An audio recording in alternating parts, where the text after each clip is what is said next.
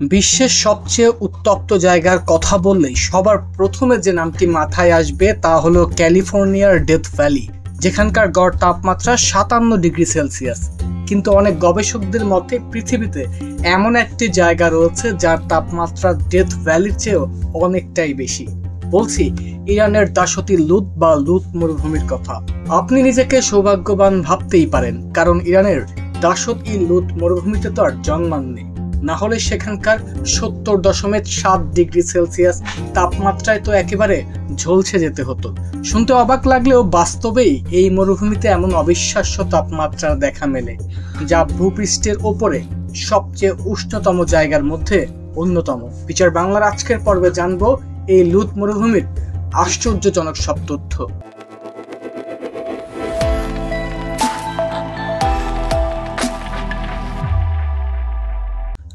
ফার্সি লুত শব্দের অর্থ পানি ও গাছপালাবিহীন খালি জায়গা।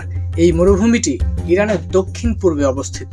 একে বলা হয় লবণ মরুভূমি। এর আয়তন 1,75,000 বর্গ কিলোমিটার। লুত মরুভূমির প্রায় 200 মাইল এলাকা বিশ্বের সবচেয়ে শুষ্ক ও উষ্ণ স্থান হিসেবে বিবেচিত।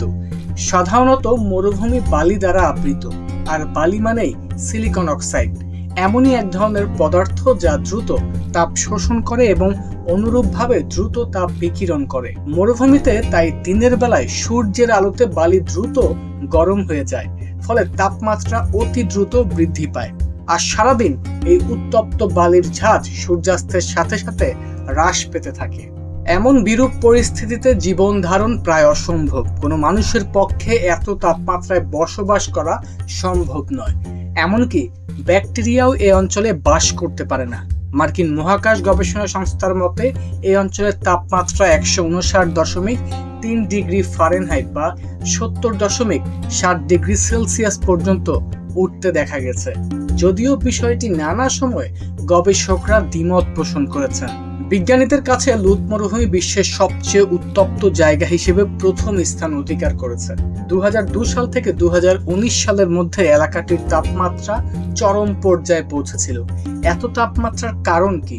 বিজ্ঞানীদের বিভিন্ন গবেষণায় দেখা গেছে যে এলাকাটি পাহাড়ে ভরা, যার কারণে গরম বাতাস আটকে থাকে, আর এমন পরিস্থিতি প্রায় 200 মাইল এলাকা জুড়ে, যার ফলে এখানকার তাপমাত্রা শরীরে ফোস্কা পড়ার মতো গরম।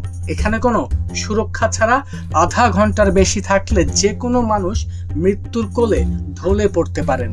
নতুন আরেক গবেষণায় দেখা গেছে যে তাপমাত্রার কথা বলা হচ্ছে সেটি আসলে সত্য।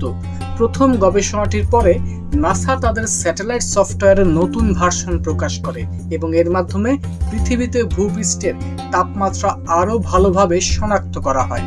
নাসার নতুন সফটওয়্যারের ডেটা বিশ্লেষণ করে গবেষকরা বলছেন লুত মরুভূমির তাপমাত্রা আগের ধারণার চেয়ে আসলে আরো 10 ডিগ্রি বেশি।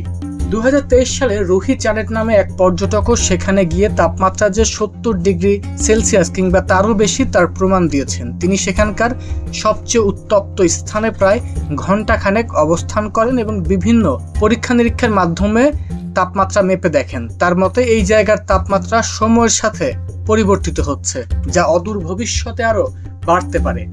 সাধারণত জুন থেকে অক্টোবরের মধ্যে এই শুষ্ক উপক্রান্তীয় অঞ্চলটি প্রবল বাতাস দ্বারা প্রবাহিত হয়।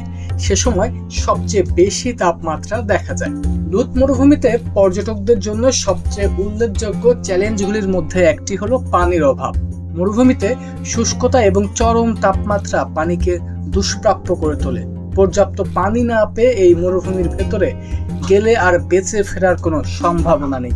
অতীতেও বেশ কয়েকটি ঘটনা ঘটেছে। জানা যায় এখানে বছরে 30 মিলিমিটারেরও কম বৃষ্টিপাত হয় এবং অল্প পরিমাণ বৃষ্টির পানি পাহাড়ের আশেপাশে প্রবাহিত হয় এবং দ্রুত বাষ্পীভূত হয়ে যায়, যার ফলে এই এলাকায় কোনো পুকুর কিংবা কূপের দেখা পাওয়া যায় না। প্রচন্ড উত্তাপে এখানকার অনেক লবণাক্ত লেক এরই মধ্যে শুকিয়ে গিয়েছে। দুর্ভাগ্যবশত অতিথি পাখিরাও এ পথ দিয়ে উড়ে যাওয়ার সময় কোনো সঠিক পথের সন্ধান পায় না। লুত মরুভূমির প্রধান আকর্ষণীয় স্থানগুলো হলো গ্যান্ডম ব্যারিয়ান, শাহাদাত কালুত এবং রিগ ইয়েলাম। সাধারণত ডিসেম্বর থেকে ফেব্রুয়ারির মতো শীতল মাসে কিছু পর্যটক এখানে আসেন, তবে জুন থেকে অক্টোবর পর্যন্ত এ মরুভূমিতে যাওয়া নিষিদ্ধ করেছে ইরান সরকার।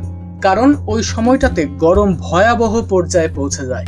লুত মরুভূমি হচ্ছে জাতিসংঘের শিক্ষা, বিজ্ঞান ও সংস্কৃতি সংস্থা ইউনেস্কো স্বীকৃত একটি বিশ্ব ঐতিহ্যবাহী স্থান এবং এটি বিশ্বের ২৭তম বৃহত্তম মরুভূমি।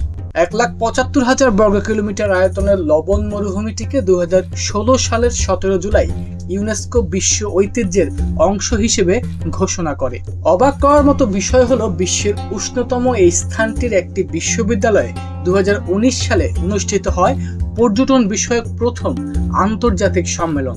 দেশটির সাউথ খোসারান প্রদেশের বিরঞ্জাত বিশ্ববিদ্যালয় এই সম্মেলনের আয়োজন করে, যেখানে বিশ্বের বিভিন্ন দেশ থেকে আগত অতিথিরা অংশগ্রহণ করেন এবং প্রায় ১৩৫টি রিসার্চ পেপার জমা পড়ে। দর্শক, আজকে এ পর্যন্তই। আপনি যদি চ্যানেলটিতে নতুন হয়ে থাকুন তাহলে সাবস্ক্রাইব করুন এবং সর্বশেষ ভিডিও নোটিফিকেশন পেতে বেল আইকনটিতে ক্লিক করুন। সামনে আবারও আসবো নতুন নতুন তথ্য এবং ভিডিও নিয়ে। সে পর্যন্ত ভালো থাকুন, সুস্থ থাকুন।